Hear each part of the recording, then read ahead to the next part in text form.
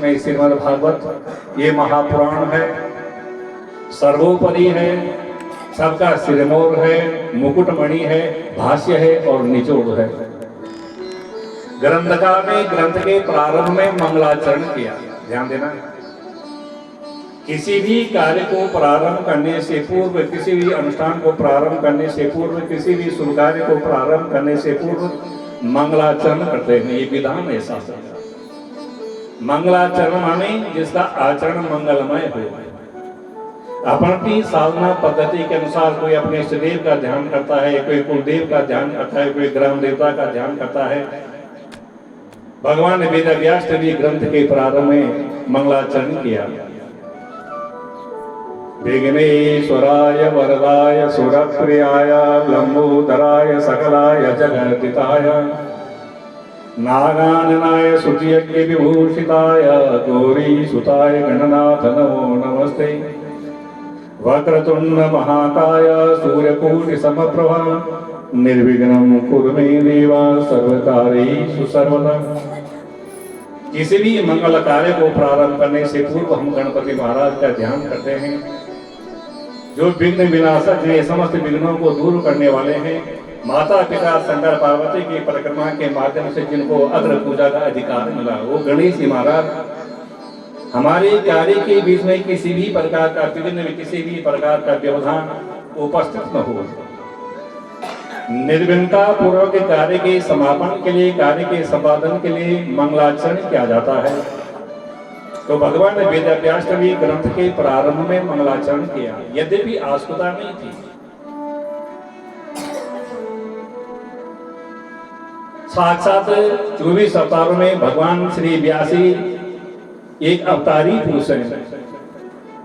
24 अवतारों में एक अवतार है ठाकुर जी का व्यासी के रूप में। बोले श्रुतिर विभिन्ना स्मृतयो विभिन्ना नैको मतम यस्य मुनि प्रमाणम धर्मस्य तत्वं निहितं गुहाया महाजनो येन गता सपंथा। हमारे शास्त्र कहते हैं जिस मार्ग पर हमारे महापुरुष चले हैं उसी मार्ग का अनुसरण हमको भी करना चाहिए। यददानुचरति श्रेष्ठः तत्तथैव इतरे जनः सौ यत् परमाणं कुरुते लोकस्तद् न वर्तते। महापुरुषों के बताए हुए नियमों का पालन करते हुए उनका मार्गदर्शन से चलें तो भगवान वेदव्यास ने श्रुति के अनुसार मंगलाचरण किया, यद्यपि जरूरत नहीं थी। जो साक्षात नारायण के अंशावतार हैं उनको क्या मंगलाचरण करना है, लेकिन फिर भी महाजनो येन गता सपंथा, ये श्रुति के अनुसार भगवान वेदव्यास ने ग्रंथ के प्रारंभ में मंगलाचरण किया। ओम नमो भगवते वासुदेवाय। भगवान नारायण के द्वादशाक्षर मंत्रों का जाप किया। ग्रंथ का श्री गणेश कर रहे हैं। ओम श्री परमात्मने नमः। सच्चिदानंद रूपाय विश्वोत्पत्त्यादिहेतवे तापत्रय विनाशाय श्री कृष्णाय वयं नमः। ग्रंथ के प्रारंभ में मंगलाचरण के रूप में कृष्ण की वंदना की गई। कैसे हो श्री कृष्ण? बोले सच्चिदानंद रूपाय। सत से जो सत स्वरूप है, चित्त से जो चित्त स्वरूप है और आनंद से जो आनंद स्वरूप है। सत्य चित्त आनंद, सत धन चित्त धन आनंद, सच्चिदानंद। जो सत स्वरूप है, चित्त स्वरूप है और आनंद स्वरूप है। इतना ही नहीं, बोले विश्वोत्पत्त्यादिहेतवे, जो संपूर्ण विश्व को उत्पन्न करने वाले हैं, विश्व का पालन पोषण करने वाले हैं, जो संहार के भी एकमात्र हेतु हैं, कारण है। इतना ही नहीं, बोले तापत्रय विनाशाय, जो त्रिविध प्रकार के तापों को दूर करने वाले हो। 3 प्रकार के ताप क्या हैं हमारे जीवन में? बोले आध्यात्मिक, आदि दैविक, आदि भौतिक। दैहिक, दैविक, भौतिक तापा, इन 3 प्रकार के तापों से जो जीव संतप्त हो रहा है, तप रहा है, पक रहा है, ये जो हमारे जीवन में 3 प्रकार के ताप हैं, जो तीनों प्रकार के तापों को, कष्टों को दूर करने वाले हैं, ऐसे जो श्री कृष्ण हैं। वयम नमः, ये बहुवचन की क्रिया है व्याकरण की दृष्टि से। अहम आवाम वयम, ऐसे श्री कृष्ण को हम प्रणाम करते हैं जो संपूर्ण जगत को उत्पन्न करने वाले हैं, पालन करने वाले हैं, संहार के हेतु हैं, सत स्वरूप हैं, चित स्वरूप हैं, आनंद स्वरूप हैं। उन भगवान श्री कृष्ण को हम प्रणाम करते हैं, वंदन करते हैं। बोल बाल कृष्ण भगवान की जय। भगवान वेद के व्यास के द्वारा ग्रंथ के प्रारंभ में मंगलाचरण के रूप में कृष्ण की वंदना की गई, जो भागवत के आराध्य देव हैं, प्रधान देव हैं। द्वितीय श्लोक में श्री सुखदेव जी की वंदना की गई, जिन सुखदेव ने 7 दिन तक राजा परीक्षित को भागवत की कथा सुनाई और भगवत कथा श्रवण करके परीक्षित मोक्ष पद को प्राप्त हुई। कैसे वो सुखदेव?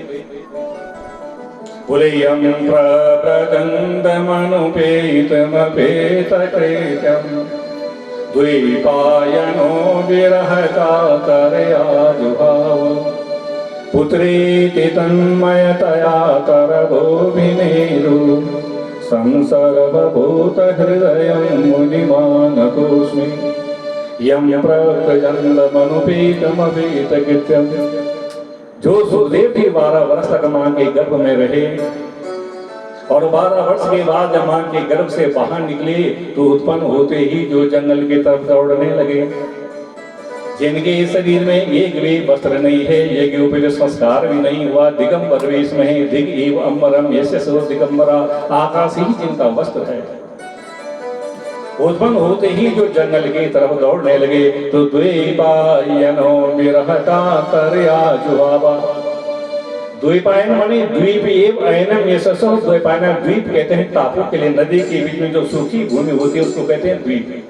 और इसी द्वीप में, इसी टापू में व्यासी का जन्म हुआ तो इनका नाम द्वैपायन व्यास पड़ा। तो द्वैपायनो विरह कातरया जुहावा। आगे आगे पुत्र सुखदेव दौड़ रहे हैं, पीछे पीछे व्यास चल रहे हैं। बेटा क्षणम तिष्ठा, एक क्षण के लिए रुक जाओ। जब बेटे का जन्म होता है तो प्रत्येक पिता की इच्छा होती है कि मैं भी पुत्र दर्शन करूं। आज व्यासी जी हमारा पुत्र मोह में आसक्त होकर के 12 वर्ष के बाद इस बेटे का जन्म हुआ होगा, कितना अद्वितीय होगा, कितना विलक्षण होगा। पुत्र मोह में आकर के व्यासी पुत्र के पीछे दौड़ रहे हैं। आगे आगे सुखदेव जी जंगल की तरफ दौड़ रहे हैं, पीछे पीछे व्यासी। पुत्र क्षणम तिष्ठा, एक क्षण के लिए रुक जाओ बेटा। लेकिन सुखदेव ने पीछे मुड़ करके नहीं देखा और जंगल में जाकर के निर्गुण निराकार ब्रह्म की साधना में लीन हो गए, समाधि में बैठ गए। एको हम द्वितीयो नास्ति ब्रह्म सत्यम जगत मिथ्या, जिनकी दृष्टि में न कोई स्त्री है, न कोई पुरुष है, न कोई ऊंच है, न कोई नीच है, न छोटा है, न बड़ा है, न गरीब है, न अमीर है। सिया राममय सब